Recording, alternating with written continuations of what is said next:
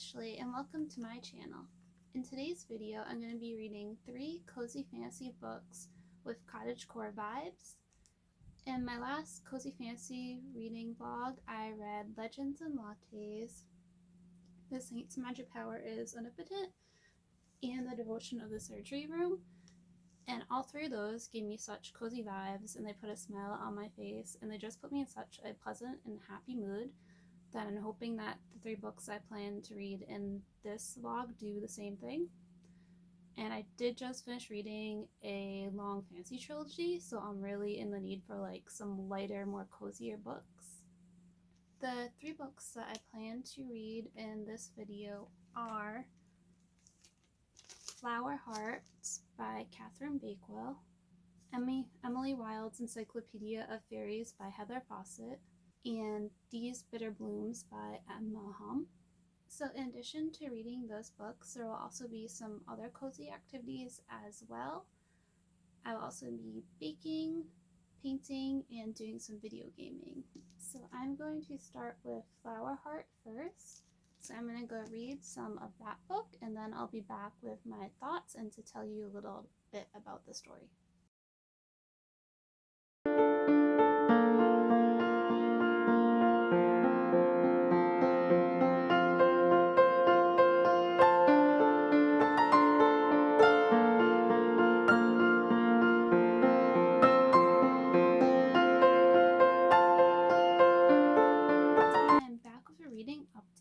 I have read about 70 pages and I'm now on chapter 5.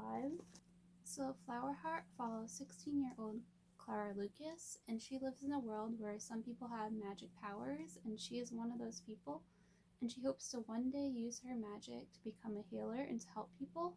However, Clara is unable to control her magic no matter how hard she tries. It just tends to burst out of her, especially during times of emotional distress, causing broken dishes and other mishaps to happen. The Council of Magicians, who oversee the magical community, are worried about Clara's inability to control her powers and are afraid that one day down the road she will end up hurting someone. So they end up paying her a visit at the beginning of the book and giving her an ultimatum. They tell her she can either choose to have her powers binded, which will make them more controllable and smaller, but the downside would be whenever she uses her magic, it will be very painful to do so, or she can choose to have her magic removed completely. And she ends up choosing to have her magic binded because she'd rather be able to use her magic and have it be painful than to completely lose her magic altogether. So the council must prepare for performing the spell, so they leave with the intention of coming back the next day. However, after they leave, Clara has a discussion with her father that ends in her magic slipping out of her control and causing poisonous flowers to bloom in his chest. And Clara ends up turning to the only person she can think of for help, and that is her childhood friend Xavier.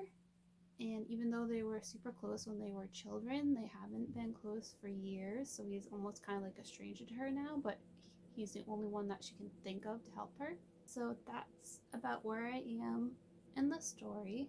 And now for some of my thoughts. So far, the story does have some cozy elements to it, but it's definitely not as cozy as other books such as Legends and Lattes or even The Saint's Magic Power is Omnipotent.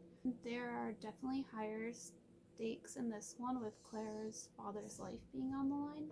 The cottagecore vibes though are definitely there, with the talk of flowers and with flowers being how Clara's magic manifests itself. The story is interesting so far with the magic system and the mysteries of Clara's magic. I'm very interested in learning more about the nature of Clara's magic, and I'm also interested in learning more about her childhood friend Xavier because he seems to be hiding some secrets. So now I'm going to take a reading break and I'm going to do some baking. I am going to bake a cake. It's kind of like a breakfast cake, and it's one of my mother-in-law's recipes. It's really good, and when she makes it, she always puts strawberries on it, so it's kind of like a strawberry shortcake. So I'm going to do that, and then afterwards I might tonight play a new video game. The game I want to play is called Harvestella, and I downloaded a demo of it on my Switch a while back. And I want to try that out because it's kind of supposed to be like a combination of Harvest Moon, so like growing crops, but also there is like another part of the story where you're also fighting monsters. So it seems like something I would like because I love the Harvest Moon games and I grew up with them. So I might try out get that game later tonight if I have time.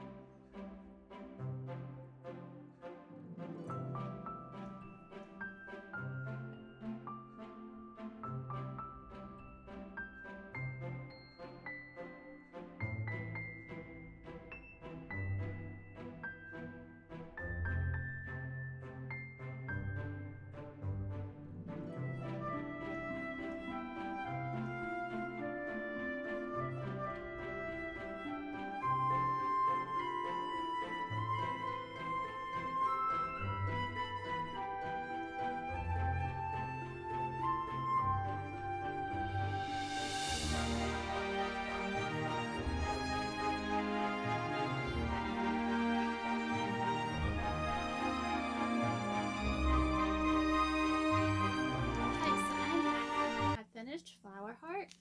So before I had said that this book didn't feel as cozy as Legends and Lattes, and while I still think that's true, there is also just something about this book that did overall give it a very cozy feel.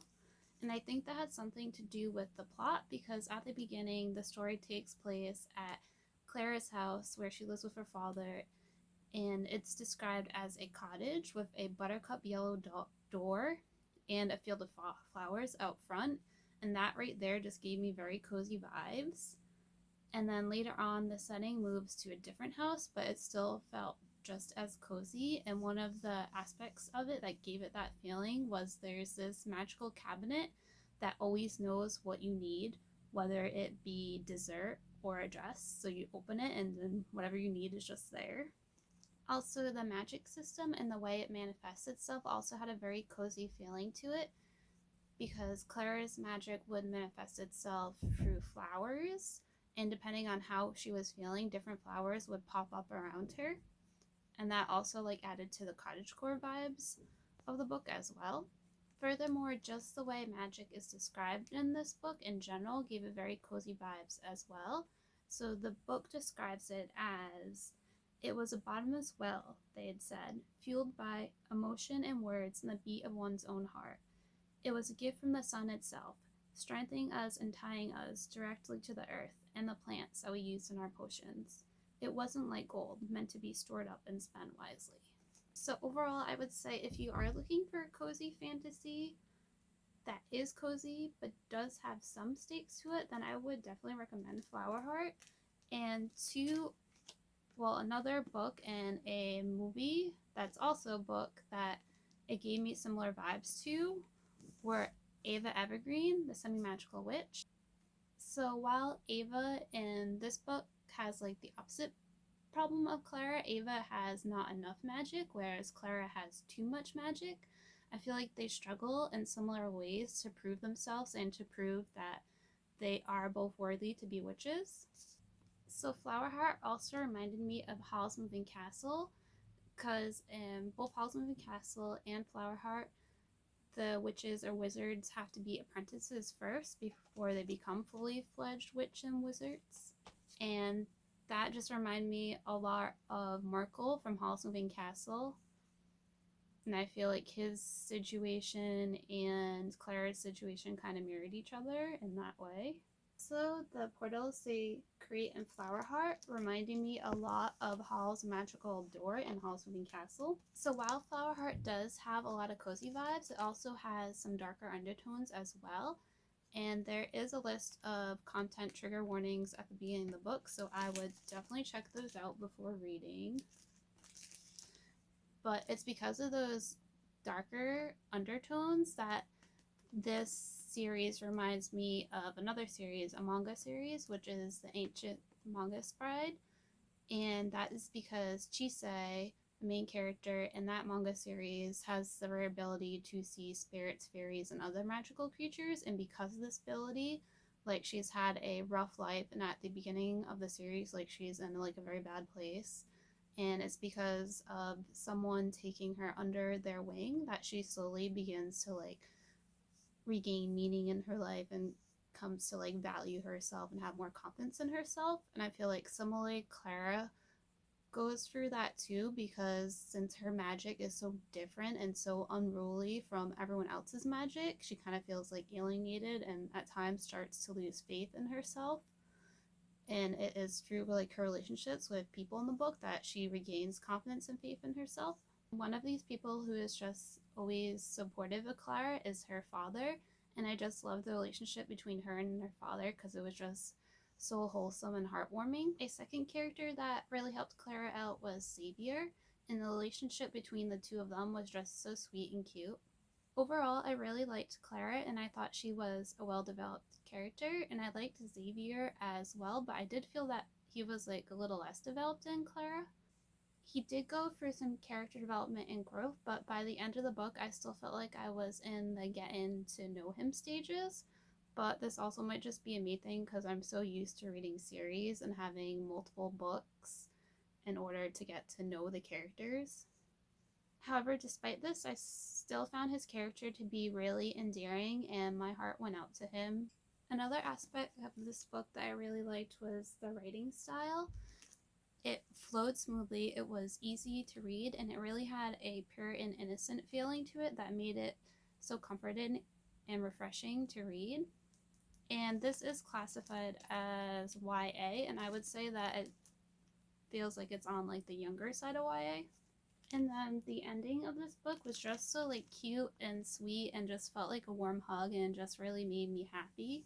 Overall, this was a really cute, cozy, and heartwarming read that I would definitely recommend if you're looking for something that has some stakes but is mostly just overall a cozy read that will leave a smile on your face and your heart feeling full.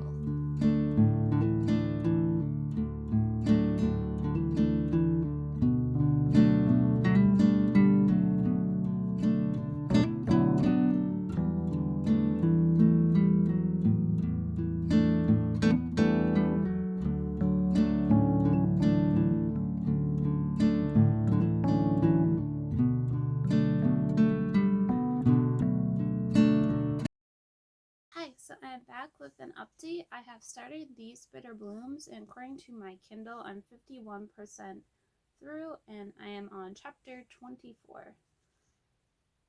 And in addition to reading it on my Kindle, I am also listening to it on audiobook. So I got the audiobook from Audible, and it's narrated by Elise Gibbs, who does a great job. And I'm super picky about my narrators, so I have to like preview and listen to their voices first to make sure I'll like them, because if I don't like the narrator's voice or it doesn't click with me, then I can't listen to it. But so I listened to a sample of this book before I purchased it with my credit, and immediately when I heard her narration, I knew it was going to be perfect, and it pulled me in right away. So I definitely recommend the audiobook if you're interested. So These Bitter Blooms follows alternating perspectives of Thea and Alistair, two teenagers that both come from magical families and both share the same birthday, but they live very different lives. Thea lives with her mother and two older sisters, and their family is very loving and caring. And Thea and her sisters study magic with their mother. In contrast, Alistair lives with his father and two older brothers, and Alistair's father is cold and uncaring and strict, and his two brothers are mean and cruel to him. Similarly, both Thea and Alistair live in towns that are the polar opposite of each other. Thea lives in Waterdown, which has country vibes with colorful buildings and townsfolk that are friendly and smiling. In contrast, Alistair lives in Wildcliff, where the city landscape is bleak and lacking color, and the townspeople are unsmiling and not very nice. In addition to these differences, their two families also have very different beliefs when it comes to magic. Thea's family believes in learning and practicing magic with your family and in practicing and honing the magical gift that you are born with. And in contrast, Alistair's father sends his sons off to a magical academy that is also a very cold and bleak and cruel place that reminds me a lot of how Hogwarts was in the seventh book. And that's how they learn their magic, and they don't just hone and practice the magical ability they're born with. Instead, they also learn other types of magic as well. So speaking of these magical gifts and abilities that they are born with, Thea has the gift to eat plants, and then she gains their hidden ability for a short amount of time. And she considers her gift like a small gift and a very insignificant one compared to the gifts that her mother and her sisters have. So her mother has the power to control the weather, and her sisters can grow plants from nothing and heal rotten food with one touch. And then Alistair has a gift to see the fairy world, and he mostly keeps his gift a secret because he's afraid that people might use him for his gift. So no one at school knows of his gift, they just think he has no gift.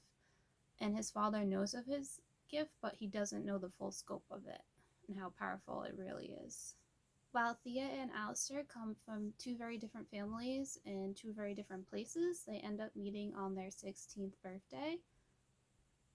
And when magic users turn 16, they get their familiar, and both Thea and Alistair have to go to the same place to receive their familiar, so that's where they end up meeting. And unfortunately, when they meet, Alistair's father and brothers are mean to Thea, and Alistair feels bad about this, so he ends up sending Thea a letter to apologize, and he uses his familiar to do this, and then that's how they end up becoming pen pals, and they end up sending letters back and forth to each other. So far, this book has just been so cute and cozy and heartwarming. It really has felt like just like a warm hug.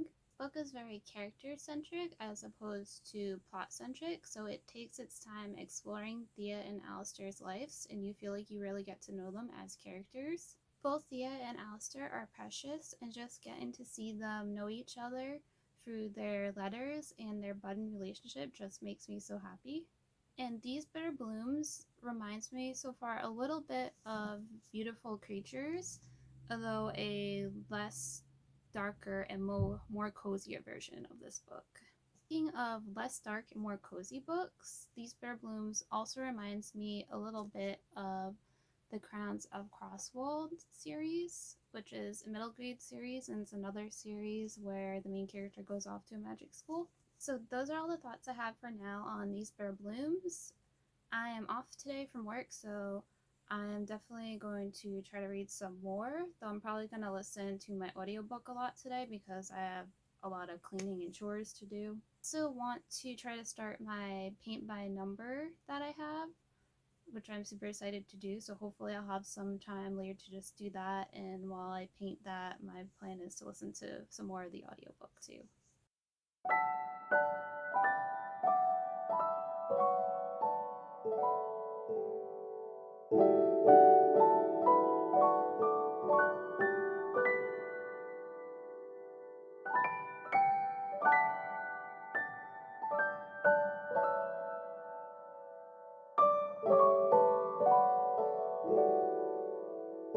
Hi, so I'm back and I finished These Bitter Blooms. Overall, I really enjoyed it. It was very much a slow burn and was very relaxing to read. There was some action near the end of the book, but overall it was just a very serene and cozy read. So this book is very heavy on the romance, since the whole book is about Thea and Alistair's relationship. So if you are looking for a cozy fantasy that is romance-centric, then I would definitely recommend checking out These Bitter Blooms.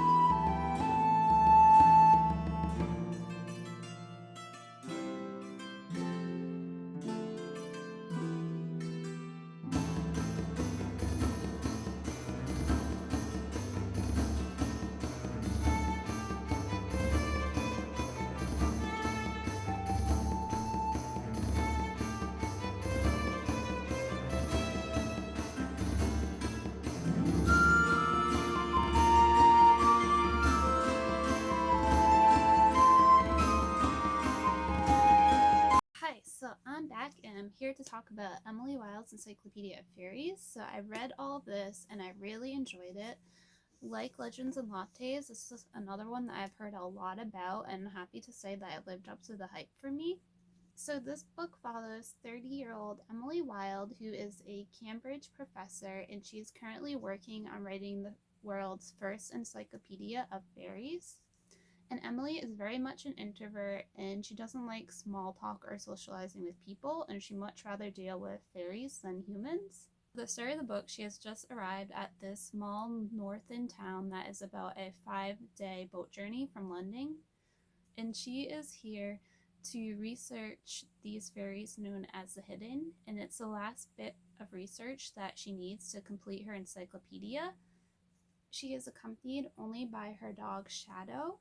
However, she is not alone for long because one of her colleagues, Wendell Bamblebee, ends up unexpectedly showing up. And so the rest of the book follows the adventures of Emily and Wendell in their interactions with not only the fairies but also the townsfolk. Now for my thoughts, I enjoyed this book very, very much. I will say that the story really took off for me when Wendell shows up, and that was because my favorite part of the story was the interactions and the banter between Emily and Wendell, and their banter was it was perfect. Their banter was gold. It just made me laugh so many times, and the two of them just complimented and played off of each other so well, and that was definitely the grumpy sunshine trope at work there. In addition to Emily's relationship with Wendell, I also enjoyed seeing her forge relationships with the townsfolk, and her interactions with them and her slowly forging a relationship with them just made my heart so happy. I also really liked the portrayal of the fairies in this one.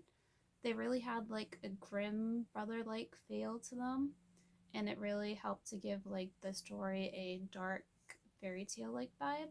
I also found it refreshing to read about fairies from an adult perspective, and particularly Emily's perspective since she's a researcher of them. Overall, this book definitely lived up to the hype for me, and I will definitely be reading the sequel when it comes out.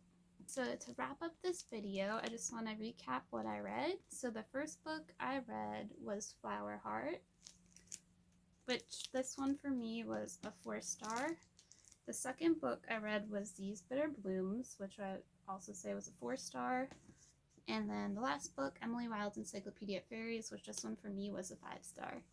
And I would definitely recommend all 3 of these books. They're all really good cozy fantasy books. This one, if you're looking for a cozy fantasy that's very innocent feeling and just really makes you happy and smile for most of it. This one, if you're really looking for a cozy fantasy that's romance focused, I would definitely recommend this one. And then this one, if you're looking for a cozy fantasy that has an adult perspective about fairies, and if you like banter and the grumpy sunshine trope. So yeah, that's about it for this video. If you read any of these books, let me know what you thought of them. If you haven't, do you plan to read any of them in the future?